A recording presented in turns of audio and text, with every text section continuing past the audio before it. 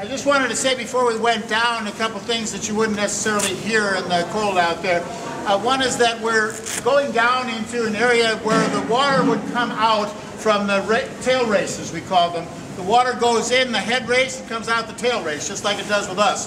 And so the way that the mills worked was to capture the drop of the water, and the weight of that water had an incredible power that would turn the turbines, that would then power the gears that would attach to the shafts and the belts and power all the machinery in the mill.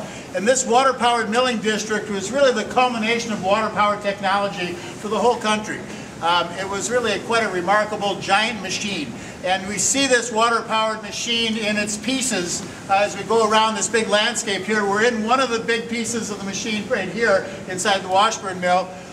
You can see the machinery represented on the glass on the outside of the mill. We're going to be going down into what's called Mill Ruins Park, going past the remains of some of the other mills that were on both sides of the head race canal.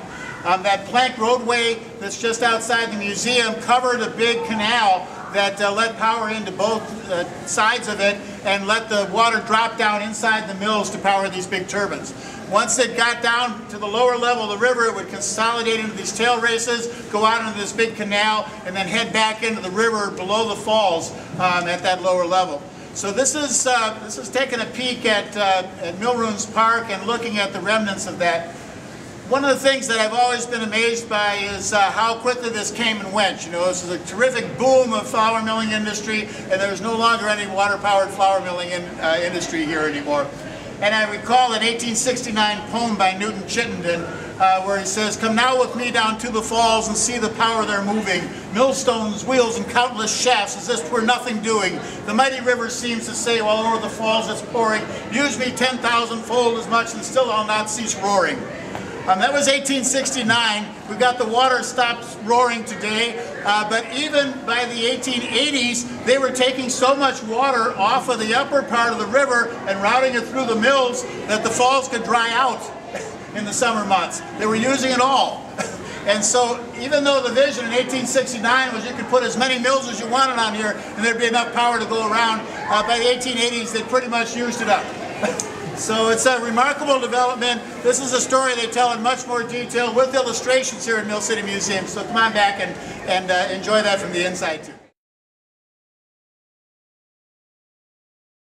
We just crossed that plank roadway. As I said, this is where the canal would come in and then would let water into both sides of the canal. And we're standing on top of what would be the row of mills on the river side of the canal. So we're just honeycombed with tunnels under here. They're inspecting the Bassett Creek tunnel, but that's just one of many, many tunnels that were constructed to carry water from the mills back into the central tail race canal and set it back into the river. And Dillabar, the engineer you heard tell of earlier, came here after the 1878 explosion of the Washburn hay mill. That didn't create this disaster, that was a later fire. But he was kind of appalled by how poorly they were capturing the water power. At first they just kind of used as much as they wanted to in any of these precious sites. And some of them only had 20-foot drops that they were taking advantage of. And so Dillabar started to beat up these mill managers and said, "You've got so much more water power here. Let's deepen these shafts. Let's get a better system going." And he reconstructed all these tail races in here in the 1880s up to 1890s, and ended up not only increasing the water power here, but by putting in the lower dam there and putting in the hydro there, and then lobbying for the reservoir dams in the upper Mississippi.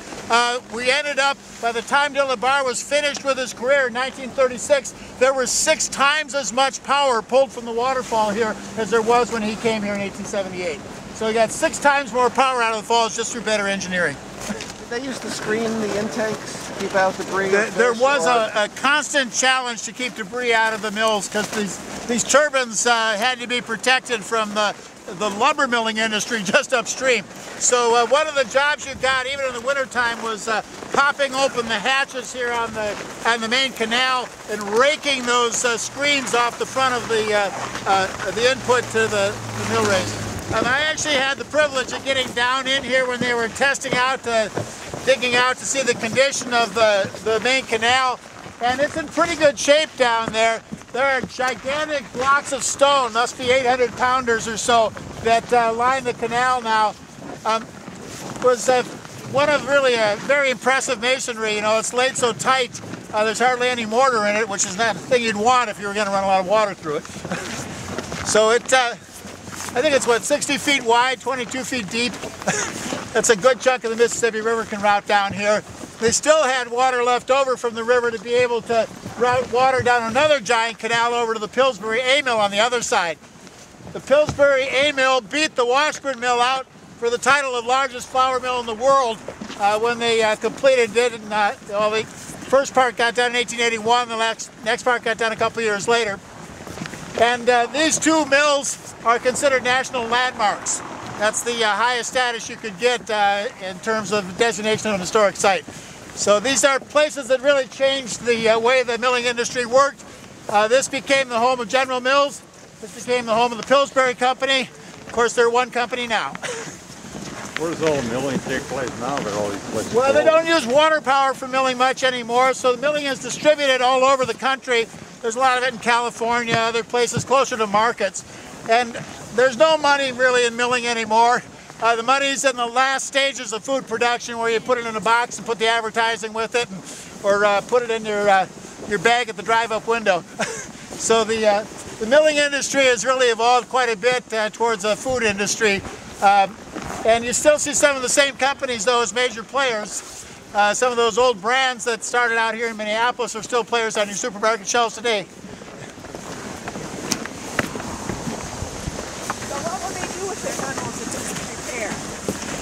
I think that just cribbing off of what I learned from the Strib the other day about tunnel repair, there's a problem if it hollows out behind it. Since these are built mostly through sandstone, and if you get a hollow behind the tunnel, it doesn't have enough support for the concrete wall, and you end up with a little blister there that can begin to leak. So what they do is they have to clear it out of its blistering like that, and then put something behind to fill in the cavity in the sandstone, and then repair the cement wall over that.